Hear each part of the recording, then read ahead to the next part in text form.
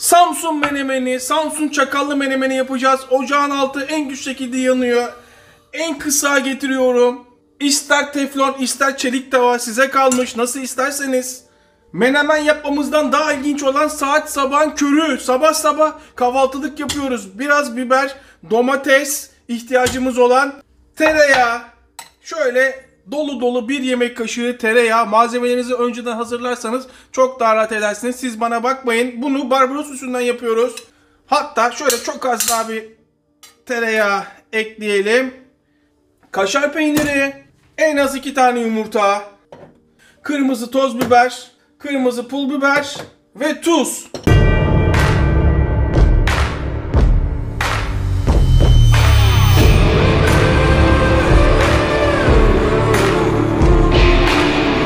Akşam Fenerbahçe maçını seyrettik. Barbaros bende kaldı. Sabahın köründe kalkmış. Kahvaltı yapalım diyor. Hiç benlik işler değil. Şimdi bir tane biberi ince ince kesiyorum.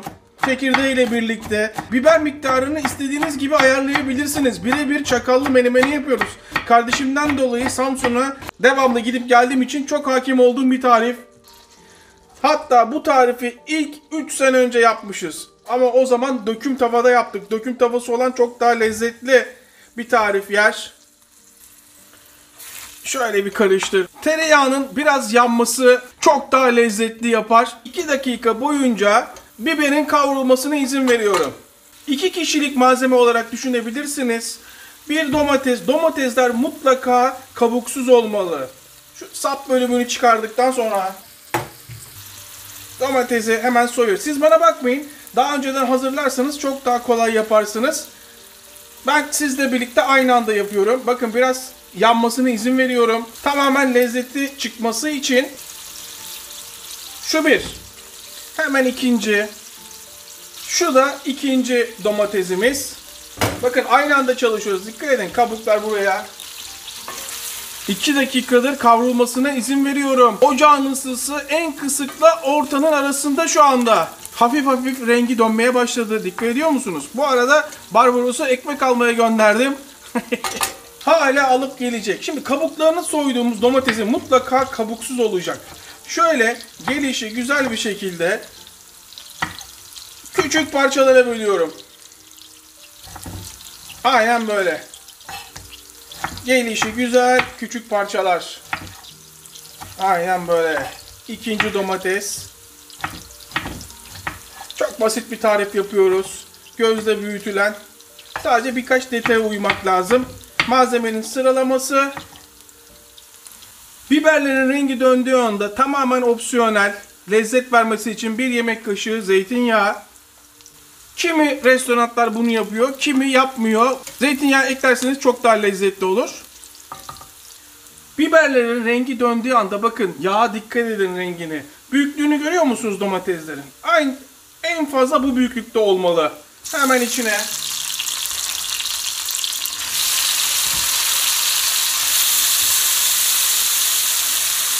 burada hemen baharatlar devreye giriyor. 1 çay kaşığı tuz. 2 çay kaşığı kırmızı toz biber. Koray, ben insan değilim. Biberin acısı bana yetmiyor. Senin gibi insan değilim. Daha da acı olsun diyorsanız kırmızı pul biber 2 çay kaşığı kullanıyorum. Miktar size kalmış. Normalde acıdan ben de hoşlanmam ama burada alttan alta gelirse çok daha lezzetli oluyor. Şöyle bir karıştırıyoruz. Daha önce yememiş olanlar müthiş bir menemen yiyecek. Menemen soğanlı mı olmalı, soğansız mı olmalı? Samsunlulara sorunca çakallı menemen olmalı diyorlar. Onların soğanlı muanlı işi yok. Ama gerçekten lezzetli bir menemen. Şimdi şöyle bir karıştırdıktan sonra burada artık altını orta ateşe getiriyorum. Güçlendiriyorum. Ve bırakıyorum 5 dakika pişmesi için. Kaşar peynirini ayarlayalım. Bunu isterseniz kaşar peynirli, isterseniz kavurmalı, isterseniz sucuklu yapabilirsiniz. Ama en çok kaşar peynirlisi yapılıyor. Tercih sizin. Şimdi bakın bu biraz ince oldu. Görüyor musunuz üzerinden? Daha kalın kaşar peynir ihtiyacım var. Şu benim emektar. Her zaman işe yarar. Her zaman ne varsa eskilerde var. Bakıyorum. Ben hani otobüs pek kullanmam. Hayatımda 3 kere binmemişimdir otobüse. Ama metroyu, Marmara'yı çok kullanıyorum. Hemen evimin yanı zaten Marmara.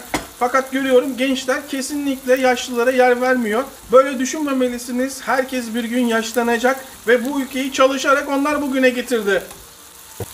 Kaşar peyniri ne kadar isterseniz. Miktar size kalmış. Ulan Barbaros değerimi bilen. Bak şimdi bakıyorum artık ezilmeye başladı, görüyor musunuz? Hiçbir aparata ihtiyacımız yok. Sadece çatal yardımıyla şöyle ezmeye başlayın. Çatal yardımıyla ezin. Ezilmeye başladığı anda artık altını kısıyorum. Altı kısık halde devam ediyorum. Ve bakın burada biberlerin renginin dönmesi çok önemli. Bu menemen mutlaka böyle taze taze yapılmalı. Çok iyi ezdiğimizden emin olmalıyız. Bakın görüyor musunuz? Hiçbir tane kalmıyor. Hepsini ezdiğime emin olduktan sonra altı kısık bir şekilde 2-3 dakika pişmesine izin veriyorum. 2 dakika sonra ocağın başına geliyorum. Yavaş yavaş pişti, tamamen kıvam aldı. Ve kaşar peyniri altı kısık haldeyken ne kadar isterseniz şöyle hepsini, hiç acelem yok, bir kap, yumurtanın bana sadece sarısı lazım. Sadece sarısı.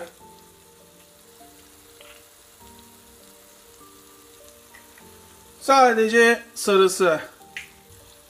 Öyle bir tane, 2 tane kullanacaksınız diye bir kural yok. Siz ne kadar hoşlanıyorsunuz ama en az 2 tane olmalı kıvamı tutturmak için.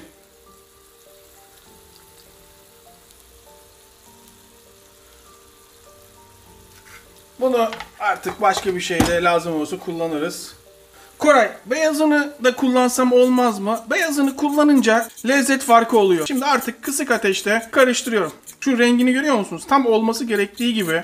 Barbaros da hala gelecek. Görüyor musunuz? Ekmek almaya gönderdim. Fırında şurası. Karıştırdıktan sonra altını kapatıyorum ve artık şunun bir tadına bakalım. Hala ekmek gelecek. Barbaros'u bekliyoruz.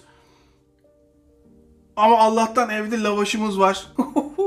Açın ağzınızı. Her zamanki ilk lokma sizin. Sizi unutacağımı düşünmediniz herhalde.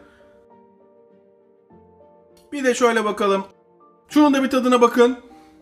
Kendime ufak bir eleştiri. Biraz daha tuzlu olabilirmiş. Barbaros'a yaptık. Hepsini yiyorum.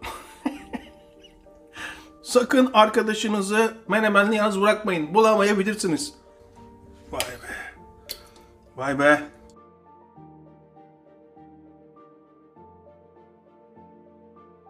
Nasıl olmuş diye sormayacaksınız herhalde. Kendi hakkımı daha Barbaros gelmeden tükettim. Yani Samsun'daki çakallı menemenin aynısını yemek isterseniz ya da tadını merak edenler varsa birebir aynısını yapabilir. Menemen dükkanı aç, evini geçindir. Daha büyük bir kapta yapamaz mıydım? Yapardım. Ama önemli olan bunu sıcak sıcak yapıp ilk andaki lezzetiyle yemek. Akşam Fenerbahçe maçından ta buralara kadar geldik. Sabahın körü kahvaltılık hazırlıyoruz. Biz hep aviromdan vicdansızlar. Bir de başımıza tarifleri yapıp benden bahsetmeyenler çıkmış. Takılıyorum tabii ki ya. Ben zaten bu kanalı eğlenmek için açtım. Geçenlerdeki olaya bakın. Konuyu açıyor. Kapatacağız videoyu ama beni telefonla arıyorlar. Telefonu nereden bulurlarsa biz nokta nokta bir kanaldan arıyoruz. Öyle büyük bir kanal değil. Ulusal kanal falan değil tabii ki. Sizi sabah programına bekliyoruz. Yemek yapmanızı istiyoruz diyorlar. Tabii ki benim cevap ne? Sakın bir daha bu numarayı aramayın. Çünkü ben bu kanalı kendimi göstermek, yüzümü göstermek veyahut da ünlü olmak için açmadım. Hiç öyle bir planlarımda da öyle bir şey yok. Ancak çok büyük bir şey olmalı ki. O da niye olsun? Bir ben mi eksiğim? O yüzden soran arkadaşlar oluyor. Ya Koray, yüzünü niye göstermiyorsun? Göstermeyecek misin? Yüzümü göstermiyorum. Çünkü aşırı yakışıklı, sempatik ve zekiyim. Hepimize en sağlık. Tekrardan herkese selamlar. Barbaros hala gelecek. Ulan Barbaros. Ekmek nerede Barbaros?